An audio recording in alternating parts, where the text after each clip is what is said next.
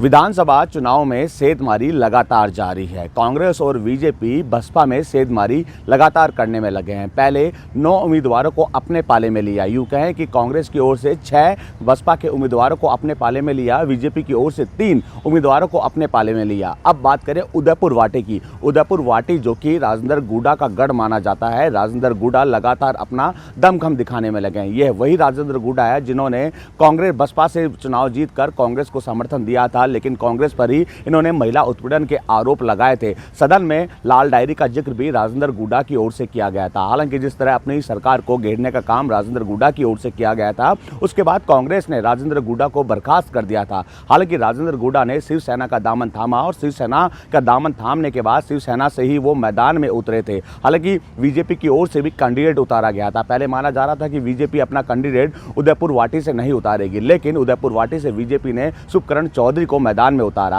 अब रोचक मुकाबला उदयपुर वाटी में देखने को मिल रहा था, क्योंकि पूर्वी राजस्थान की अगर बात करें, पूर्वी राजस्थान पर बसपा का दबदबा साफ तौर पर देखने को मिल रहा था। इससे पहले पूर्वी विधानसभा चुनाव में भी बसपा की ओर से 6 विधानसभा सीट जीती गई थी और माना यह जा रहा था जिस तरह बसपा मंथन करने में लगी थी, जातीय समीकरण बैठाने में लगी थी। उदयपुर वाटी की अगर बात करें, यहाँ SC वोटर्स भी ज़्यादा हैं, सैनी वोटर्स भी ज़्यादा हैं। उदयपुर वाटी से बसपा की ओर से संदीप सैनी को मैदान में उतारा गया था। माना यह जा रहा था कि इस बार उदयपुर वाटी से रोचक मुकाबला देखने को मिल सकता है, लेकिन कांग्रेस ने एक बार फिर उदयपुर वाटी में सेंधमारी करते हुए संदीप सैनी को अपने पाले में ले लिया। देर शाम संदीप सैनी की ओर से कांग्रेस को समर्थन दिया गया। हालांकि अब ये कह सकते हैं कि जिस तरह कयास लगाए जा रहे थे कि कहीं ना कहीं कांग्रेस कमजोर स्थिति में उदयपुर वाटी में है, लेकिन संदीप सैनी के आने के बाद यूं कह सकते हैं कि अब रोचक मुकाबला यहां देखने को मिल सकता है। माना यह जा रहा था कि कहीं ना कहीं राजेंद्र गुडा पुरजोर तरीके से इस तरह मैदान में उतरे हैं, जो है जनता से संवाद भी करने में लगे हैं। घर घर जाकर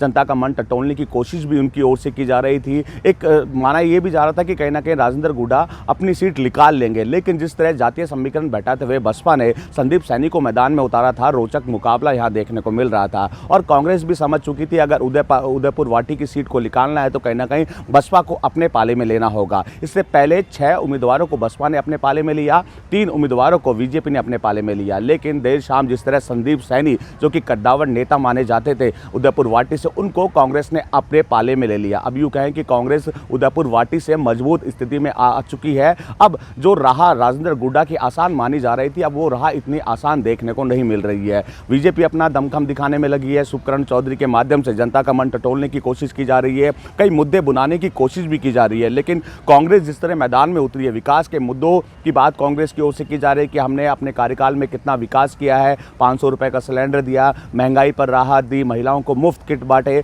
तो कहीं ना कहीं अब जिस तरह संदीप सैनी जिसे कांग्रेस के पाले में आए हैं, निश्चित तौर पर कांग्रेस की स्थिति मजबूत होती हुई नजर आ रही है। अब राजेंद्र गुडा कहीं ना कहीं मंथन जरूर करेंगे, क्योंकि राजेंद्र गुडा की स्थिति वहां पर अब डामाडोल होती हुई नजर आ रही है। माना यह जा रहा था कि रोचक मुकाबला देखने को मिलेगा। रोचक मुकाबला तो अभी भी होगा। जिस तरह कांग्रेस जो संदीप सैनी उन्होंने कांग्रेस का दामन थामा है, तो कांग्रेस अब मजबूत तरीके से मैदान में उतरने के लिए तैयार हो गई है। हालांकि अब तक कुल 10 बसपा के उम्मीदवार जो है अलग अलग पार्टियों का दामन थाम चुके हैं और संकेत ये भी मिल रहे हैं कई बसपा के और भी चेहरे हैं जो कांग्रेस और बीजेपी का दामन थाम सकते हैं। इसको लेकर लगातार कांग्रेस और बीजेपी सेंधमारी करने की कोशिश करने में लगी है।